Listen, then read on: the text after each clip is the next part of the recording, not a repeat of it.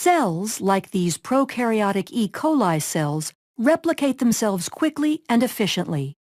Part of the process of asexual reproduction is the ability of cells to make identical copies of their DNA before cell division occurs.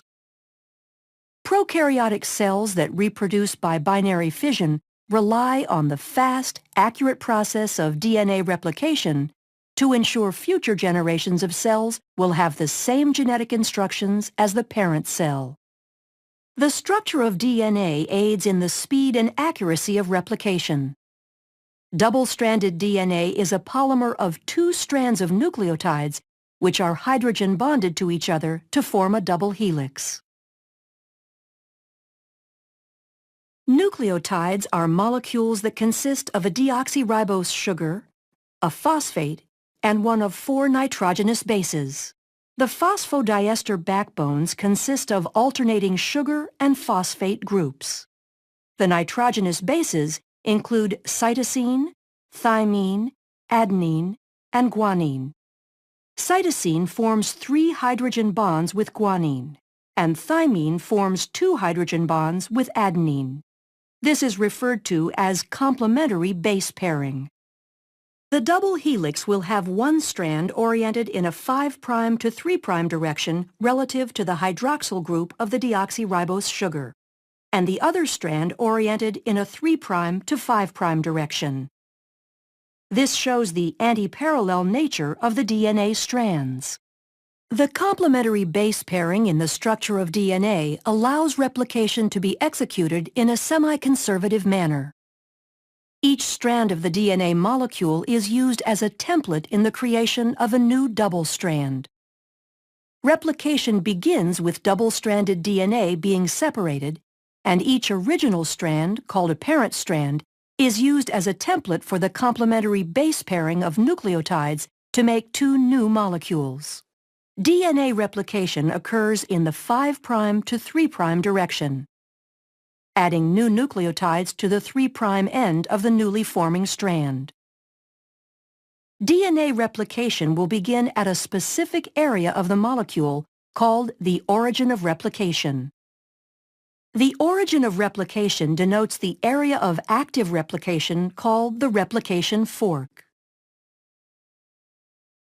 In order to understand how complex eukaryotic organisms replicate DNA, scientists first studied replication in prokaryotic models like E. coli.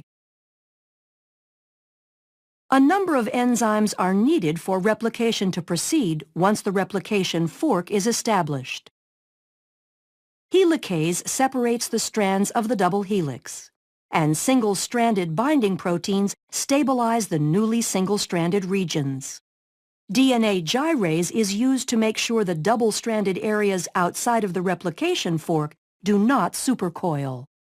Once the replication fork is stable, DNA polymerase catalyzes the addition of new nucleotides to the growing daughter strand. Other proteins, such as beta clamps and the clamp loader, help hold the DNA polymerase in place on the DNA. Short sequences of RNA, called primers, have to be paired to the template strands by the enzyme primase because DNA polymerase cannot begin to add nucleotides without a primer. Replication of both strands occurs at the same time, one using continuous synthesis and the other discontinuous. Continuous synthesis occurs on the 3' to 5' oriented parent strand, referred to as the leading strand. New nucleotides are added to the 3' end, moving continuously toward the expanding replication fork. Discontinuous synthesis occurs on the parent strand that is oriented 5' to 3', called the lagging strand, and is completed in segments called Okazaki fragments. Replication on this strand uses primase to add primers ahead of the 5' end of the lagging strand. DNA polymerase III then adds short sequences of nucleotides, the Okazaki fragments, to the primer, filling in the gap. As the helix is opened further, this process repeats until the entire strand is replicated.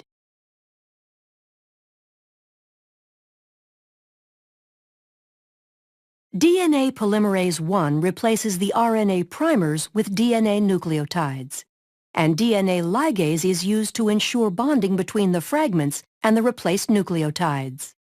Once both the leading and lagging strands have completed their replication, two identical copies of the DNA molecule result.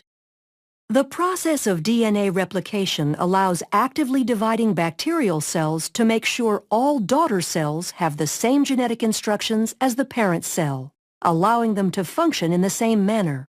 Thus, bacterial populations can grow, increasing the number of individuals in a colony.